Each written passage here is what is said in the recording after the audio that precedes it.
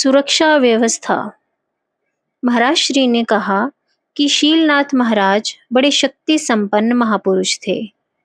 केवल बातें बनाकर ही नहीं रह जाते थे, उनके पास आध्यात्मिक शक्तियों की भी कमी नहीं थी। जंगल में अकेले रात के समय निर्भय होकर ऐसे ही कोई रह नहीं सकता। उसके पास अपनी सुरक्षा की सशक्त व्यवस्था होती है, तभी कोई ऐसा कर पाता है। शीलनाथ महाराज के पास कई विद्वान, पंडित तथा शास्त्री भी आते थे तथा तर्क और युक्ति से उन्हें परास्त करने का यत्न भी करते थे, किंतु शीलनाथ जी के पास अनुभव की शक्ति थी। पंडित लोग पढ़ी पढ़ाई बात करते थे तो शीलनाथ जी आंखों देखी के अनुसार उत्तर देते थे। वे कहते थे, शास्त्री जी, अध्यात्म को जानना चाहते हो तो पहले बर्तन मांजो, अर्थात अपने चित्त को शुद्ध करो। चित्त शुद्धि के बिना शास्त्र ज्ञान प्रकाशित नहीं होता। कुछ विद्वान लोग इनसे द्वेष करने लगे। शीलनाथ जी का देवास में रहना उनको अखरने लगा। इनको मार्ग से हटाने की योजनाएं बनाने लगे। उन्होंने विचार किया कि क्यों ना शीलनाथ जी को समाप्त ही कर दिया जाए। रात को यहाँ वह अकेले ही तो होते हैं। टेकड़ी के आसपास कोई बस्ती नहीं। मंदिर के पुजारी भी रात को चले जाते हैं। दूर दूर तक कोई आवाज सुनने वाला नहीं। रात के समय इनका काम तमाम किया जा सकता है। बस फिर क्या था, योजना बन गई। वे लोग रात के समय टेकड़ी से ऊपर की तरफ से नीचे उतरने ही वाले थे कि उन्हें कुछ लोग दिखाई दिए। उन्होंने पूछा कि कौन हो, इस समय कहाँ जा रहे हो? विद्वानों ने उत्तर दिया, माता जी के दर्शन करने जा रहे हैं। उन लोगों ने कहा, इस समय मंदिर बंद है, प्रातःकाल आना। विद्वानों ने वापस जाना ही ठीक समझा। टेकड़ी का चक्कर लगाकर वे लोग दूसरी तरफ से आ गए तथा नीचे से ऊपर की ओर बढ़ने लगे। रात अंधेरी थी, रास्ता कोई था नहीं। पत्थरों पर चलते हुए वे टटोल टटोल कर जा रहे थे। दूर से अंधेरे में धूनी जलती दिखाई दे रही थी। शीलनाथ महाराज उसके पास बैठे थे, किंतु पहले से भी अधिक लोग लाठियां, कुल्हाड़ियां तथा तलवारें लिए दिखाई दिए। देखते ही सबके हाथ पांव फूल गए।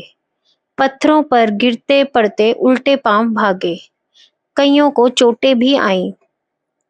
प्रातःकाल अपने नित्य नियमानुसार साधन भजन से निवृत्त होकर शीलनाथ जी धूनी के पास अपने आसन पर बैठे थे।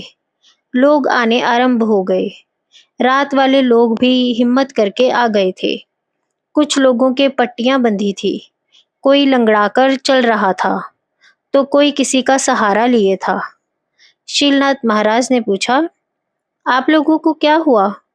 उत्तर मिला, महाराज, आप सब जानते हैं फिर भी पूछ रहे हैं। आपकी कृपा से हम इस महान पाप करने से बच गए हैं। शीलनाथ महाराज ने कहा, कोई बात नहीं, प्रायश्चित सब पापों को जला डालता है। आप विद्वान हैं, इन सब बातों को समझते हैं। संभव है दूसरों को उपदेश भी देते हो। अब भगवान के भजन में मन को लगाएं। पास बैठे दूसरे लोगों को कुछ भी समझ नहीं आई कि क्या बात हो रही है। महाराज श्री, देखी तुमने शीलनाथ महाराज की सुरक्षा व्यवस्था? आजकल वीआईपी लोगों के साथ सिक्योरिटी रहती है, फिर भी कभी कभी गड़बड़ हो जाती है, किंतु शीलनाथ महाराज की सिक्योरिटी कहीं अधिक चौकस थी। जिनकी बुद्धि अत्यंत सीमित होती है, महापुरुषों की अपार शक्ति का अनुमान कैसे लगाया जा सकता है? स्थान निर्माण। यह ऊपर कहा ही जा चुका है कि भक्तों ने आपस में मिलकर शीलनाथ महाराज के लिए स्थान का निर्माण आरंभ किया था। शीलनाथ जी को न किसी स्थान से कोई लगाव था, न वह किसी को कुछ बनाने के लिए कहते थे। उनके लिए पृथ्वी स्थान थी तथा आकाश छत, किंतु भक्त लोग अपने संतोष के लिए वह सब कर रहे थे। अब स्थान का निर्माण कार्य पूरा होने को आया था। पक्का धूनी स्थान निर्मित किया गया। साधन के लिए गुफा तथा भक्तों के ठहरने के लिए एक धर्मशाला भी बनवाई गई। शीलनाथ महाराज सब देखते रहे, कुछ बोले नहीं। स्थान बनकर तैयार हो गया तो शीलनाथ जी ने सारे स्थान का चक्कर लगाया, निर्माण कार्य की प्रशंसा की, थोड़ी देर के लिए धूनी स्थान पर भी जा बैठे। फिर कहने लगे, आप लोगों की भावना थी, पूरी हुई, किंतु मैं तो साधु हूँ, खुले आकाश में विचरने वाला पंछी हूँ। इस कैद खाने में कैद होकर कैसे प्रसन्न रह सकता हूँ? मैं तो यहीं खुले मैदान में ही अच्छा। कुछ भक्त निराश हो गए, कुछ ने शीलनाथ महाराज की मौज को शिरोधार्य कर लिया। अंततः शीलनाथ महाराज की धूनी पर एक टीन का शेड डलवाने का निश्चय किया गया। शीलनाथ जी वहीं रहे। उनकी धूनी पक्के भवन में भी प्रज्वलित कर दी गई। धर्मशाला भक्तों के ठहरने के काम में आने लगी। मैंने कहा, यह कुछ अजीब सा लगता है। यदि शीलनाथ महाराज को वहां रहना नहीं था तो उन्होंने भक्तों को पहले ही क्यों नहीं कह दिया? व्यर्थ में इतना श्रम, पैसा और समय बर्बाद हुआ। महाराज श्री, संतों का यही तो होता है, ना वह किसी की भावना को ठेस पहुंचाते हैं, ना अपनी चाल छोड़ते हैं। जीवन के 90 वर्ष उन्होंने भ्रमण में निकाल दिए थे।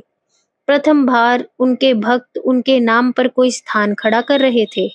स्वयं उन्हें कोई रुचि नहीं थी, किंतु उन्होंने किसी को रोका नहीं। यह बातें देवास के खाली पड़े रेलवे प्लेटफॉर्म पर हो रही थी। मैंने महाराज जी से पूछा, शीलनाथ महाराज के आपको दर्शन नहीं हो सके? आपके देवास आगमन से कितना समय पूर्व उन्होंने अपनी यह लीला समाप्त कर ली थी? महाराज श्री ने कहा, हम 1945 के आसपास प्रथम बार देवास में आए थे, जबकि शीलनाथ महाराज ने सन 1920 में ही अपने भौतिक शरीर का त्याग कर दिया था। इसलिए हम उनके जीवन काल में उनके दर्शनों का लाभ नहीं ले पाए। वैसे शीलनाथ महाराज से हमारा संपर्क बना रहा है, अभी भी है। जीवन मरण माया के जीवों के साथ खिलवाड़ है। योगी माया के इस कौतुक का आनंद लेते हैं। वे ना जन्म मरण के दुख से प्रभावित होते हैं, ना उसे कोई महत्व देते हैं। शीलनाथ महाराज के स्तर के महापुरुष सौभाग्य से ही किसी को मिल पाते हैं। देवास का जन समाज उन सौभाग्यशालियों में से ही था। यह दूसरी बात है कि देवास के कितने लोग शीलनाथ महाराज के यथार्थ स्वरूप को समझ पाए, अन्यथा अधिकांश लोग तो उनकी चमत्कारपूर्ण बातों के कथन श्रवण से अपने आप को धन्य मान लेते हैं। आज भी हम देखते हैं कि कितने लोग हैं जिनका लक्ष्य उनके उपदेशों की गहनता, उनके साधन क्रम एवं उनके आध्यात्मिक आदर्श की ओर है। चमत्कारों की चर्चा ही ऐसे लोगों के लिए सब कुछ है। प्राय सभी महापुरुषों के साथ ऐसा ही होता है। राम कृष्ण हो या बुद्ध, महावीर, मोहम्मद हो या क्राइस्ट, बस चमत्कार वर्णन। नानक, तुकाराम, चैतन्य महाप्रभु अथवा नरसी के साथ ऐसा ही होता आ रहा है। शीलनाथ जी भी उसके अपवाद नहीं हैं।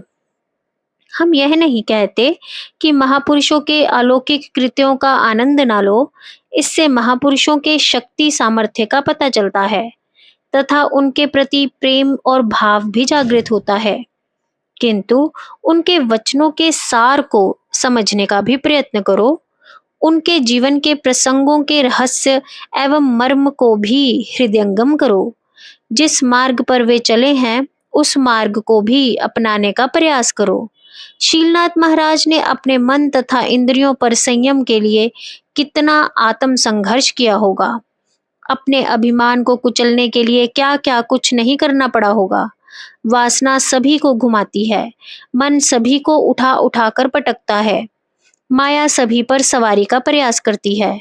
शीलनाथ जी इन विपरीतताओं का सामना कैसे कर पाए, सोचने का विषय है। अब तक काफी प्रकाश फैल चुका था। दूर उज्जैन रोड पर मोटर गाड़ियों का ट्रैफिक भी दिखाई देने लगा था। प्लेटफॉर्म पर भी कुछ चहल पहल नजर आने लगी थी। हम भी उठकर आश्रम की ओर चल दिए थे। रास्ते में भी बातचीत ही हो रही थी। महाराज श्री शीलनाथ महाराज अपार दैवी शक्ति के स्वामी थे। सिद्धियां उनके समक्ष आदेश की प्रतीक्षा में उपस्थित रहती थी, पर वे सिद्धियों के उदय को साधन के एक पड़ाव से अधिक महत्व नहीं देते थे। वह कहते थे, सिद्धियों में आसक्त हो जाने का अर्थ है साधन की गाड़ी का चलते चलते ठहर जाना, तथा सिद्धियों का प्रयोग करने लग जाने का अर्थ है साधन की गाड़ी का पीछे की ओर हटने लगना।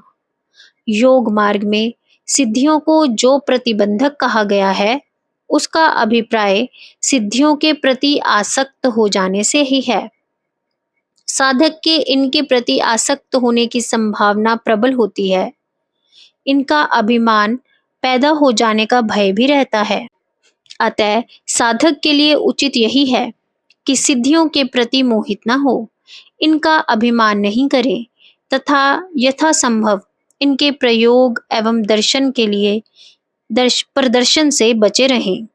इस प्रकार चर्चा करते हम नारायण कुटी पहुंच गए। जय गुरुदेव।